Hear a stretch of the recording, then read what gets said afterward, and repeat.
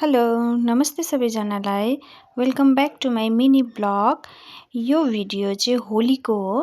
मेरो छोराले चाहिँ कसरी होली खेल्यो आउनुहोस् म तपाईँहरू सबैजनालाई देखाउने छु। यसपालि चाहिँ मार्चको 3 तारिक होली थियो।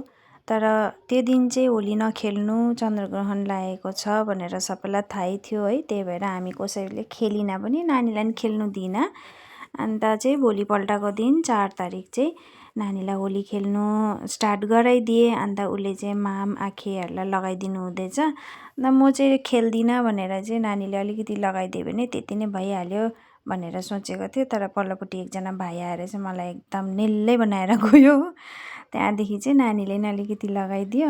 घरमा लगाइसकेपछि चाहिँ अन्त हामी उसको दिदीको घर गएँ। दिदीको घर जाँदाखेरि चाहिँ यहाँ गुम्बाको गेट भेट्छ नि त। त्यो गेटमा चाहिँ जहिले उसले यसरी ढोग्छ, जाँदा आउँदा जहिले पनि ढोग्छ। अन्त दिदीको घरमा गएर उसको माइजू दिदी भाउजू सबैजनालाई होली लगाउँदै ढोग्दै गरेँ। उसको दिदी चाहिँ ऊ है एकदम सानो छ है मेरो नानीको दिदी। मेरो चाहिँ माइतपट्टिको आफ्नै हो नि त। अनि त्यही भएर साइनोमा चाहिँ मेरो नानीको चाहिँ दिदी पर्छ। तर हामी चाहिँ अब पहिला सँगै स्कुलहरू पढेको भनेर चाहिँ हामी अब बेस्ट फ्रेन्ड जस्तो पनि छौँ। अन्त उसलाई चाहिँ कलर पुरा मनपर्छ नि त। लास्ट इयर पनि पुरा खेलेको, यसपालि पनि। अन्त उसलाई खेल्नु निकाल्दाखेरि पुरा इन्जोय गर्छ, डराउँदैन क्या हो। नानीहरू अरू नानीहरू त अब डराउँछ नि कलरहरू देखेर है। हाम्रो नानी चाहिँ पुरा इन्जोय गर्छ।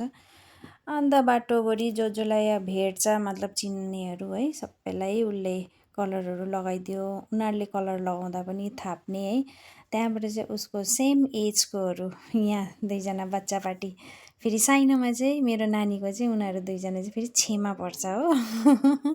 यहाँ एकछिन होली खेल्नु छोडिदिए, उनीहरूसँग एकछिन होली खेल्यो। त्यहाँदेखि चाहिँ यहाँ उसको नानाको घर ल्याइदिए। फेरि यो हाम्रो घर छेउको यो बहिनीको छोरी चाहिँ मेरो नानीको चाहिँ एकदम फेभरेट हो नि त।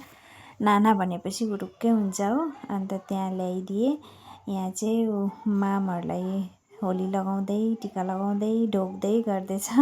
यहाँ पनि उसलाई एकछिन होली खेल्नु छोडिदिएँ किनकि अब उसको चाहिँ यो फेभरेट नाना हो नि त।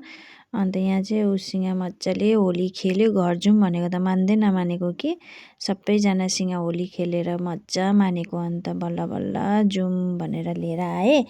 अन्त चाहिँ यहाँ बाटोमा एकजना बहिनीले भेटेर फेरि उसलाई कलर लगाइदियो। त्यहाँबाट घर आएर चाहिँ ऊ काकाहरूले पनि नानीलाई लगाइदिँदै थियो, मम्मी र बाबालाई पनि कलरहरू लगाइदिँदै थियो। अन्त उसको चाहिँ फेभरेट बडी मेरो नानीले चाहिँ सानोदेखि नै यहाँ दिदीलाई चाहिँ बेबी भन्दै, बडी भन्नु सिकाउँदाखेरि चाहिँ बेबी भनेकोबाट चाहिँ उसको चाहिँ अन्त फेभरेट बेबी। बल्ल बल्ल भेटेर चाहिँ अन्त पुरा खुसी हुँदै चाहिँ बेबीलाई उसले होली लगाइदिँदै थियो। त्यहाँदेखि चाहिँ उसको पिचकारी आयो। पिचकारीले पनि अलिअलि एकछिन पानीसित खेल्यो। त्यहाँबाट घरि पनि मलाई नै आउँछ, घरि पनि मलाई नै आउँछ लगाउनु हो। अन्त मलाई कलरहरू लगाइसकेर फेरि एकजना भाइ आएछ। अन्त भाइले चाहिँ नानीलाई पनि अलिकति कलरहरू लगाइदियो। त्यहाँबाट मम्मी र बाबालाई पनि लगाइदियो। अन्त होलीको चाहिँ मेरो भिडियो यहीँसम्म हो। के कस्तो लाग्यो तपाईँहरूलाई मेरो नानीको होली खेलेको भिडियो प्लिज कमेन्ट लाइक गरिदिनुहोस् होला। By by.